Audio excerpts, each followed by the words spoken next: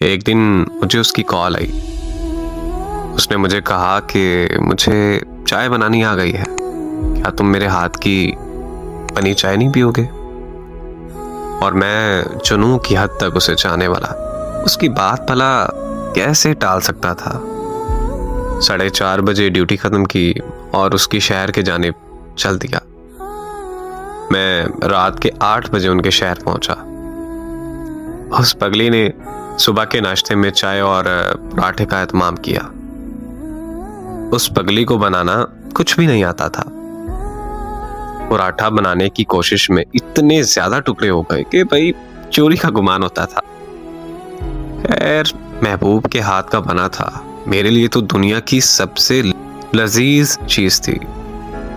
और चाय भी बहुत कमाल की लगी मुझे, बहुत ही आला जायका था जो मैं कभी नहीं भूल पाऊंगा। शायद सभी लड़कियों की खाने की रफ्तार बहुत कम होती है और इस मामले में वो कुछ ज्यादा ही सुस्त थी।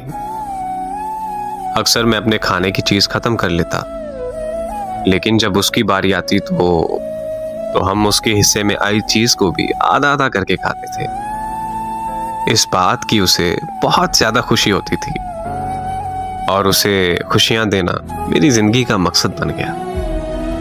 मैंने अपनी चाय खत्म कर ली। जब उसकी बारी आई तो उसे पता चला कि वो चाय में तो चीनी मिलाना ही भूल गई। अरे सॉरी, चीनी का तो मुझे याद ही नहीं रहा। तुमने इतनी मजे से फीकी चाय कैसे पी ली? उसको बिछड़े आज कई बरस बीत गए। मैं जब भी कहीं मेहमान जाता हूं तो मेजबान मुझसे पूछता है कि चाय लेंगे या बोतल, तो मेरे कानों में एक आवाज सी गूंजती है, मुझे चाय बनानी आ गई है, क्या तुम मेरे हाथ की बनी चाय नहीं पियोगे? और मैं बेसाख्ता कह देता हूं, चाय बिना चीनी के।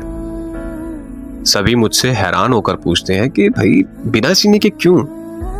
तो अब हर किसी को कौन बताए कि जब अहले मोहब्बत जिद पाल लेते हैं तो कुदरत भी साथ देती है। और मैंने उसकी चाय का जायका कायम रखने के लिए फीकी चाय पीने की जिद पाल ली थी। तो गोया फिर कुदरत ने उसके बाद मीठी चाय पीना नसीब ही नहीं की। बस वो उसकी चाय याद आती है।